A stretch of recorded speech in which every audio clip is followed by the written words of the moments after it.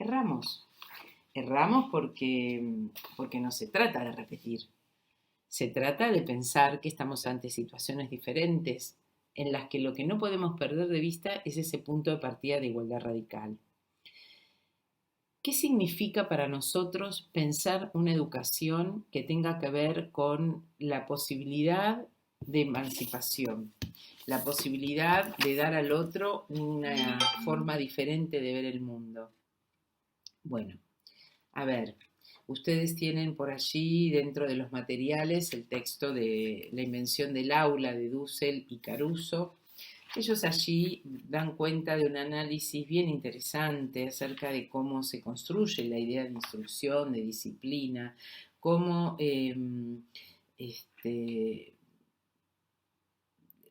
digamos, ese aula se convirtió en una arquitectura que permitió que el dispositivo moderno de la escuela funcionara y cómo ese maestro, de alguna manera, se convertía en una suerte de, digamos, de sol alrededor del cual todo se organizaba, ¿no? Hay algo allí, ¿cómo decir? A ver,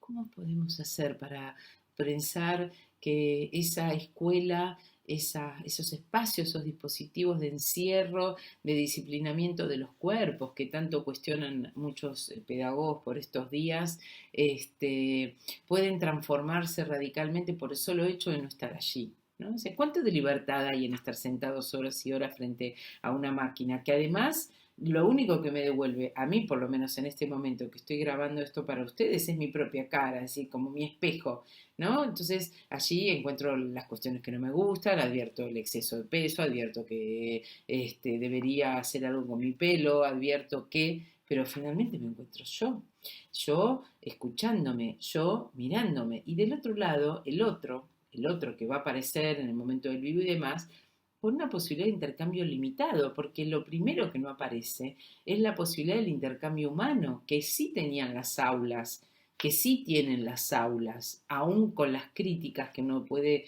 hacerle en tanto lugar de, digamos,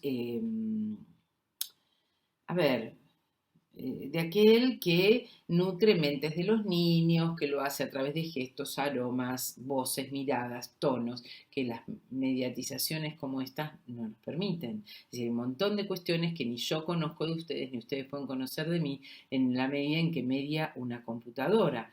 Y cables que no sabemos para dónde van a hacer que esta situación de encontrarnos suceda. Eh, a ver,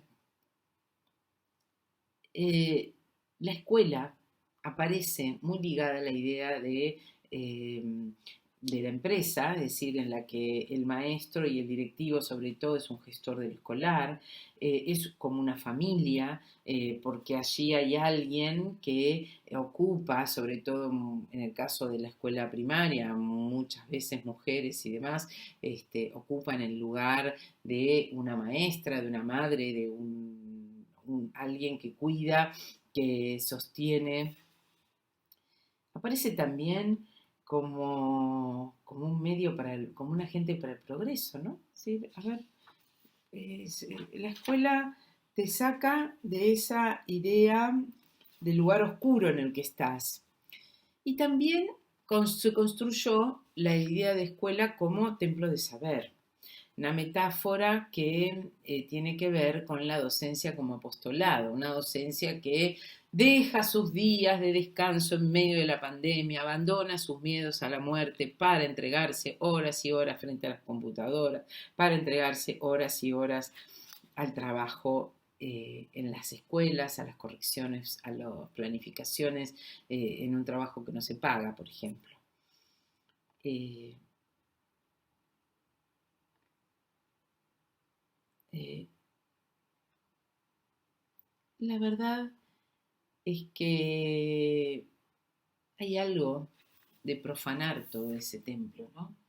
Y quizás sea eso parte de lo que nos lleva a los temores de lo que pueda suceder en estos días.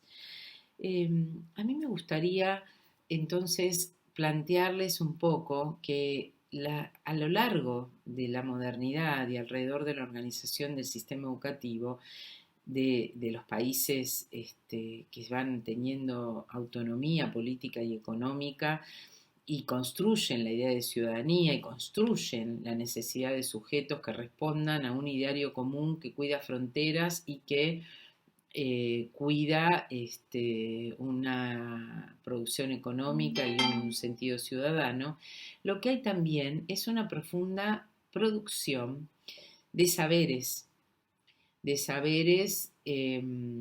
muchas veces puestos en cuestión por quienes son expertos en los campos disciplinares, muchas otras veces producidos es profeso para esto que va a ser llamado como la cierta transposición didáctica, o decir, llevar, es decir, aquel pasaje entre un saber experto, disciplinar y científico a un saber que puede ser transmitido y contado a otros.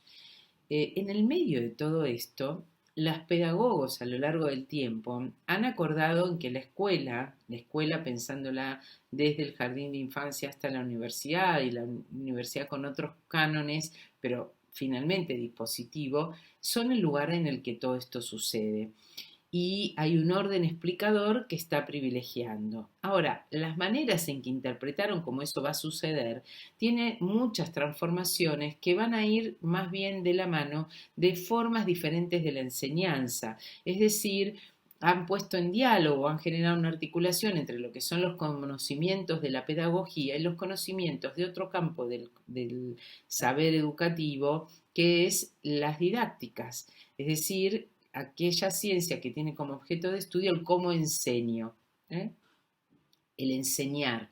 La enseñanza es su objeto de estudio. Bueno, acá tenemos una articulación necesaria que va a empezar a poner matices y bemoles diferentes acerca de cómo se producen esas escenas educativas, esos encuentros pedagógicos.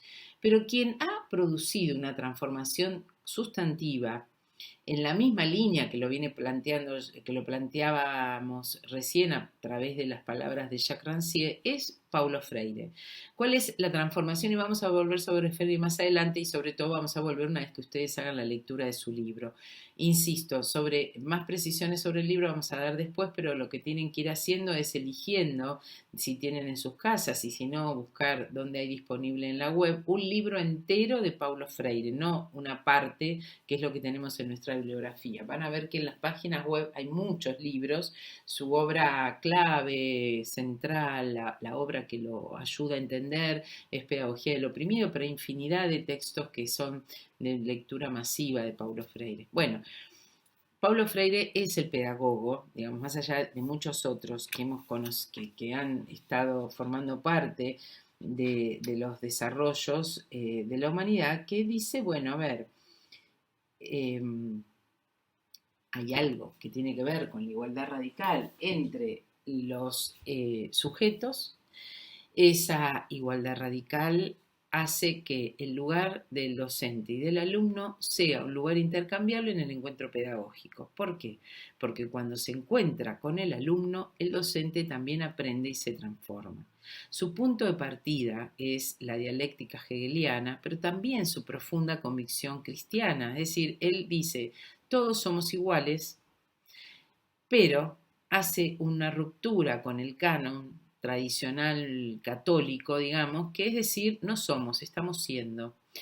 Y ahí Freire instala dos ideas que para mí son cruciales para entender una pedagogía, o sea, un enfoque pedagógico desde el cual nosotros nos anclamos, que es decir, primero, no somos, estamos siendo, por lo tanto, el error, como lo llama la didáctica, o lo que nosotros podríamos decir, el progreso, el desarrollo en progreso de los sujetos es algo constitutivo de todos nosotros. Si hasta ayer nosotros pensamos de una forma, no es un problema que hoy digamos pensamos de otra. No es que nos equivocamos, es que es parte de nuestro proceso de aprendizaje. No somos, estamos siendo. Esa confianza que tenemos hacia nosotros en la construcción del ser docente que queremos ser hoy, es la misma confianza que tenemos que tener en